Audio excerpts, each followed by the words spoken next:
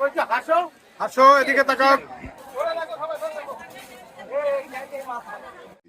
অনেক ধরনের বিরোধিতা থাকা সত্ত্বেও আমরা এই প্রজেক্টের মাধ্যমে অত্র এলাকার মানুষের উন্নয়নে তাদের কর্মসংস্থান সৃষ্টি করেছি। তারা এখন আগের চেয়ে ভালো আছে। তাদের যারা স্টুডেন্টস আছে, কোমলমতি সন্তান আছে, তাদের জন্য আমরা যতটুকু পেরেছি আমরা করেছি এবং করছি, ভবিষ্যতে ইনশাল্লাহ করব। তো রামপাল বিদ্যুৎ কেন্দ্র এলাকার মানুষের সাথে ছিল, আছে এবং ভবিষ্যতে থাকবে ইনশাল্লাহ।